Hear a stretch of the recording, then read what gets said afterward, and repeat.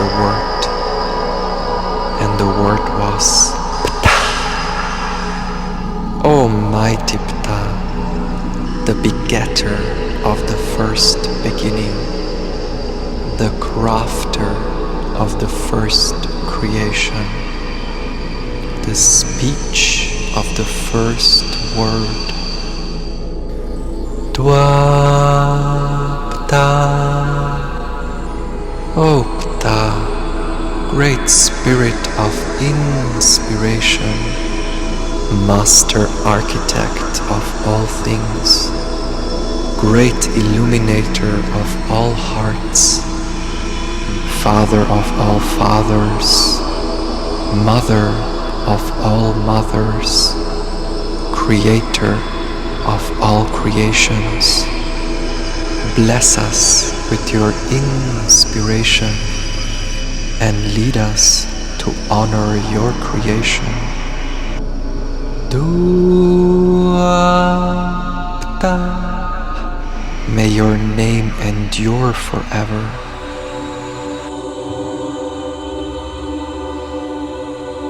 Hello, beautiful star. Thanks so much for tuning in.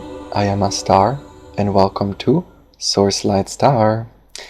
Today we are channeling messages from Ptah, the Divine Commander, the Great Architect of the Universe, and this reading is part of a Trinity where we are channeling the Triad of Memphis, so the Holy Trinity from Memphis. So this Trinity is made up of Ptah, the Divine Father, SEKHMET, the Divine Mother, and NEFERTUM, the Divine Child. So in this video we are channeling Ptah, the Divine Father. Thank you so much for finding your way here. I appreciate your presence here, and I'm super excited to see what comes through, because literally every time I channel the Neteru of ancient Egypt, my heart is opening like a flower. So I have already shuffled the cards, and let's see what Ptah would like to tell us. We have the King of Wands, we have the Empress, okay, beautiful, and we have the Two of Cups, okay. So the first message coming through from Ptah is actually letting us know that the divine word, the divine command, would be nothing without the divine feminine energy. So that's why in the Memphis Triad, SEKHMET is the consort of Ptah. In the Vedic tradition of India, this is basically Vishnu with his consort Lakshmi. There are also other stories which say that Lakshmi is the vehicle of Vishnu, and this is basically the divine word that needs the divine feminine energy in order to be expressed. Because without the divine feminine energy, which is sound, which is movement, which is vibration, which is energy, nothing in the universe would be created. So Ptah, that's the idea, the consciousness that thinks about the word and then through the feminine energy speaks it into creation. But the actual word, the actual sound, the actual vibration, that's the divine feminine energy. And that's why here the focus is on Lakshmi, on SEKHMET, on the divine feminine, on the mother. So everything in the universe happens as a result of the command of Ptah, the word of Ptah. And it is the word of Ptah that is speaking things into creation. This is basically the voice of God, the voice of Source. So when we're talking about the deities of ancient Egypt, these are actually talking about different aspects and attributes of Source. And there is actually a general misconception that the ancient Egyptian religion is polytheistic. Obviously, on some level that's the case, but actually in ancient Egypt, the people, they were believing in only one God, only one source, and that's Neter, This resonates with the first sphere on top of the tree of life. That's why Neter is very similar to Keter. Neter, Keter, that's the crown. That's the highest sphere of source, the top of creation. That's like the Aten, Atum. But in order to understand this oneness, in order to understand this divine, which in itself is transcendental, which in itself is almost untouchable, in order to make it relatable, in order to understand the infinite myriad of divine forms, the ancient Egyptians came up with the different deities. So all these deities, again, they are talking about different aspects of the one source, the one Neter. And from the one Neter, the different Neteru emerge. So the Neteru of ancient Egypt, they are basically talking about the nature of the one, the nature of God, the nature of source and the divine. And Ptah, the divine father, that's the spoken word of source, the command of source. It is the command that is speaking things into creation. And it's so beautiful that here we have the Two of Cups. So here I'm really being taken to this notion of the cups. So Ptah is also known as the divine potter. So Ptah is basically creating the pot, the vessel of everything. And the vessel of everything, which holds everything, is the name. So Ptah is the nature that names. And by naming things, Ptah is commanding things into creation. So Ptah is actually the nature, the Neteru, of the spells, of the names, of the magic words.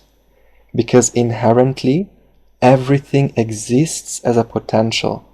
Everything exists as the great noon, which is the great void, the great nothingness. But it's not complete nothingness, it's the nothingness that has the potential to be turned into anything. And by speaking the name of a thing, this potential is turned into something tangible. So the name is very important in ancient Egyptian mythology and spirituality.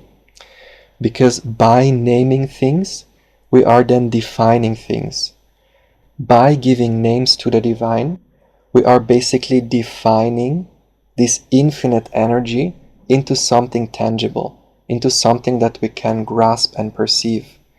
So by speaking the name of Ptah, we understand that we talk about the nature that names, the nature of the spoken word, the wording nature. But again, in order to name things, in order to create the vessel that holds the name, that holds the form, Ptah needs the divine feminine energy. Because without vibration, there is no word, there is no sound. So the divine father, what Ptah actually is, that's the light of consciousness that is basically imagining the whole architecture of the universe. And that's why the name of Ptah is the architect of the universe. So Ptah comes up with the light coding. Ptah is basically creating the blueprint of everything that is to be manifested. And then the Empress, SEKHMET, the divine feminine energy, is then the one who delivers it and who births it into creation. And that's why we both need the divine father and the divine mother. So Ptah, the divine father, that's like the seed, the divine ideation that is creating the plan, designing the blueprint, and then the Empress, the divine feminine, is delivering that blueprint into creation through the sound of vibration. Oh my god. I love poetry, I love magic, so this is what makes my heart sing. And yes, speaking about magic, so Ptah is the nature of magic. He is the master magician. In other cultures, this energy is known as Odin, so that's also resonating with this wizard energy, the divine father, the Merlin, the cosmic Merlin, that is creating all shapes and all forms through the spoken word, by speaking words of power, by enchantment and speaking the spells. And so Ptah is actually one of the highest deities in Egypt, because the word Egypt actually comes from Ptah, Heka Ptah. So Heka, that's magic. It's the ancient Kemetic word for magic. And Ptah is Ptah. So Heka Ptah, the Ka of Ptah, that's basically the life force energy of Ptah. The Ka resonates with the Empress. The Ka is the cow, the spirit energy, the spirit mother. So the name for Egypt actually refers to the Ka of Ptah, or it's the great house of Ptah, the great temple of Ptah. And the temple of Ptah, that is the Ka, that is the Empress energy. So the Empress very much resonates with the energy of the cosmic cow, the celestial cow. That's the cow, the animal, but also the cow that is the Ka. The Ka is the spirit energy. That's the chi, that's the ki, the prana. So the chi or the ki or the prana or the cow, that is the life force energy, the divine feminine energy. And this energy is basically the Ka, the vessel, the spirit energy that allows the word of Ptah to be manifested into creation. So the Empress, that's actually the vessel that holds everything. But the Divine Father Ptah is creating that vessel into being by speaking its name. So that's why we both need the feminine and the masculine. We need the seed and the womb.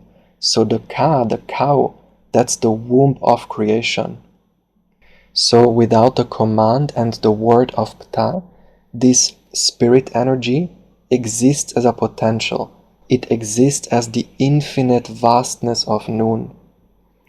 But since there is the word, the light, the ideation, this word is basically defining this potential energy into something tangible by naming it. And it is the name that is giving it a shape. So I'm being called to pull some more cards to see which other messages there are from Ptah. We have the Queen of Wands, beautiful. Oh my god, okay. I knew that this card had to come out because every time I see this card, I immediately think of Ptah. So it's very synchronistic. And yes, so with the Queen of Wands, there is really this notion of the tuning of the strings. So in Greek mythology, Ptah is actually Neptune or Poseidon. And as the name might suggest, Neptune, that is the nature, the deity, the energy that is basically creating the tune of everything, the tune of Neptune. So Neptune is tuning all the vessels, and based on the frequency, the vibration of that vessel, the name of that vessel, the shape is changing. So again, the name is giving shape to everything in creation, and the specific vibrational frequency of that vessel is giving it its form. So for example, a crystal has a very dense vibration.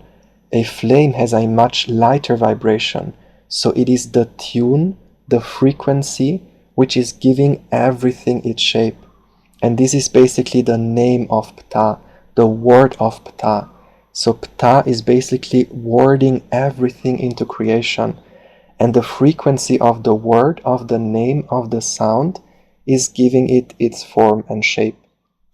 And that's why Ptah is also known as the divine potter, because it is the word that is allowing this divine potential, this divine potency to be turned into a vessel, into a pot, into a form. That's why we see here the King of Cups holding this big pot, this big vessel.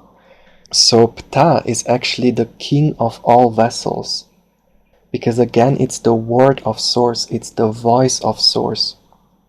And the command of source, of God, of the divine, is defining what shape everything takes. And then again the divine feminine is allowing that shape to be delivered and birthed into creation. So Ptah is also known as holding a scepter, his magic wand, and the Scepter of Ptah, that's actually the tool which allows everything to be tuned into crystallization. It is the scepter that allows the potential of energy to be turned into something tangible. And this scepter is same for all the deities.